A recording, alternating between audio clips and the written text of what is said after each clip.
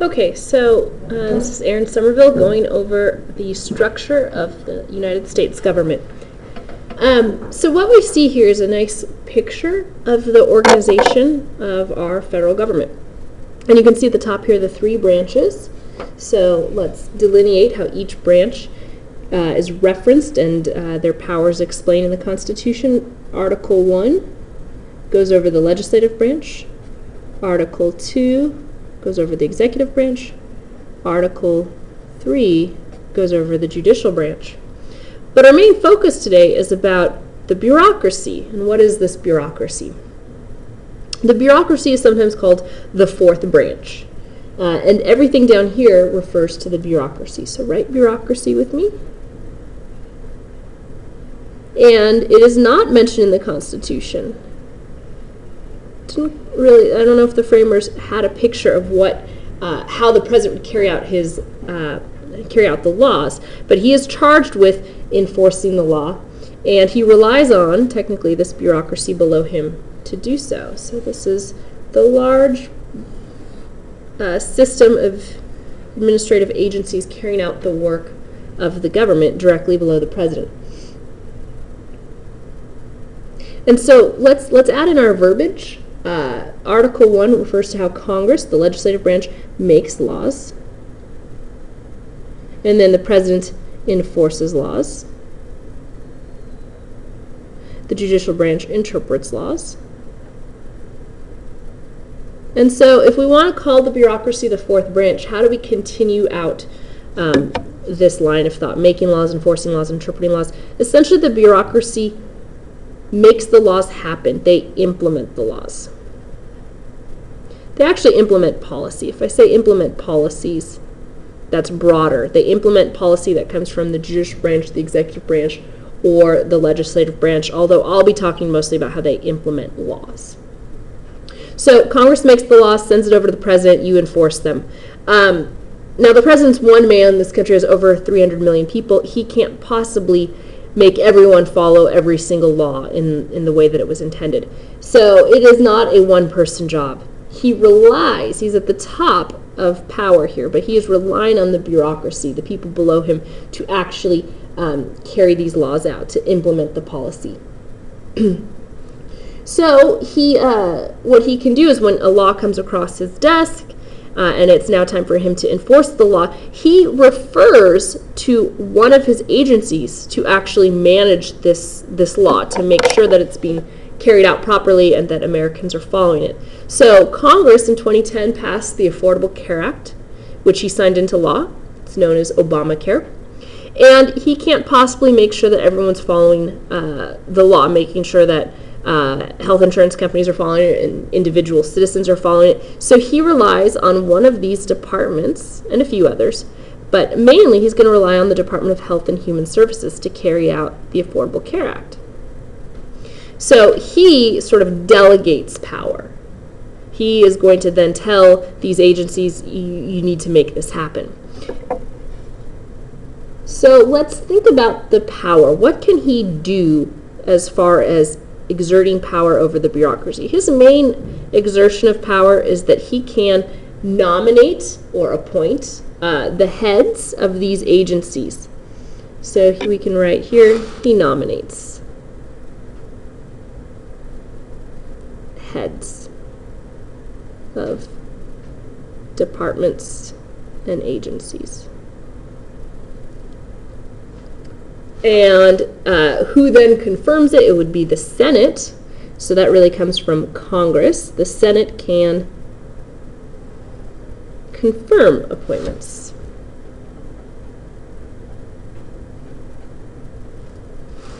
So we can see how the legislative and executive branch both play a role in determining who at least heads these agencies. Now the head of every department here except one is known as a secretary. So when the president nominates someone to head an executive department, he is nominating them to be the secretary of that department. And then the Senate approves it and it is confirmed. So each head is called a secretary except for the Department of Justice. We call the head of the DOJ, we call them the Attorney General. So each head, just want to make sure we don't get this verbiage, this vocabulary confused, each head is secretary. And when you put all the secretaries together, then you have his cabinet. And his cabinet is his 15 secretaries. Not only do they manage these departments, but then they can report back to him. And he has this go-to person where he can tell his Secretary of State, currently John Kerry, he can give him, Secretary of State Kerry is going to give him advice on foreign policy, but ultimately the president makes the decisions, and he has John Kerry to coordinate those decisions through the State Department. This is a department short.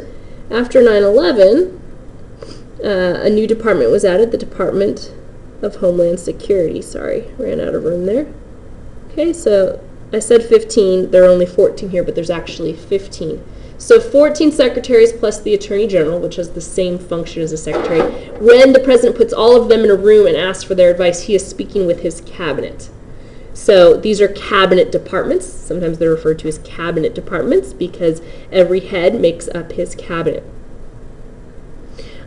So when the Office of Homeland Security was reorganized and the Department of Homeland Security was set up, that was all done by way of congressional lawmaking. So when it comes to making a department, adding one to this list, and then continuing to fund it, Congress does that. So Congress also has the power to put create/fund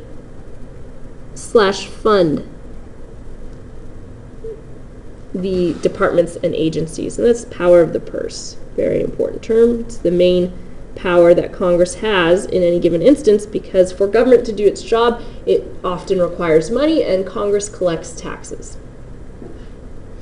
Actually, I should say Congress makes tax law, and then they refer to the IRS, one of the bureaucratic agencies, to actually go out and collect taxes. How can the judicial branch control or limit the bureaucracy? So far we have ones from the executive and legislative branches. The main one, its usual go-to card, is through judicial review. If the bureaucracy is involved in something questionable and it makes it to the Supreme Court through a case, the Supreme Court might strike down even action at the bureaucratic level as unconstitutional, and then that tells the bureaucracy it's going to have to make a change in how it implements policy. So we have checks going this way. Essentially, the bureaucracy, I'm not going to put a definitive one each way. The whole bureaucracy in how laws are carried out is what checks these three branches, because it's those folks down here that decide how to carry out the law, and that affects the power of the law, the stretch of the law, and how effective it is. So we'll write down here how, or even if, the law is carried out, implemented, is a big check on other branches. And we'll look into that closely at the next part of the lecture. Okay, and finally, let's just note in here these independent agencies. You have the executive departments, also known as cabinet departments. That's one kind of agency. And then over here, for independent agencies, there's altogether a lot more than on this list. There's 150. But there's really three kinds of independent agencies. You have the regulatory kinds. Those are the ones that are going to regulate some business, some industry.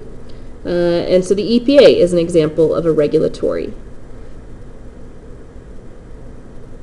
It regulates business, hopefully to protect the environment and our resources.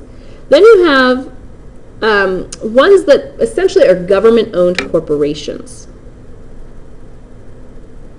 Government corporations, like the United States Postal Service. Essentially, the United States owns this corporation.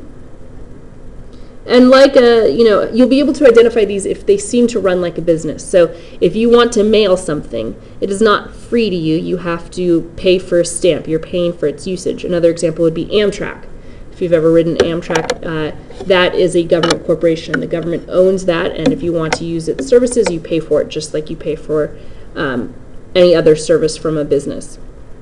And then finally, you have really the catch-all, we call these independent executive agencies. That gets tricky because these are all independent agencies, and you break them down into three kinds. You have the independent executive agencies. And these ones, I call them catch-all because really they just aren't the other ones, and they're a mix. You can think of them as reflections of pet projects from former presidents. So NASA, for example, is an independent executive agency. It does not regulate anything, does not exactly serve a benefit, and it doesn't operate like a corporation. So that's kind of in the catch-all category there. So what you should be really noticing here is we have a large base, 150 agencies. The president is at the top, and we're going to talk about this. But keep in mind, the president is at the top, but he doesn't necessarily have many specific powers I can give you. So think about the presidential power article that you read from Neustadt as we go through the next part of the lecture.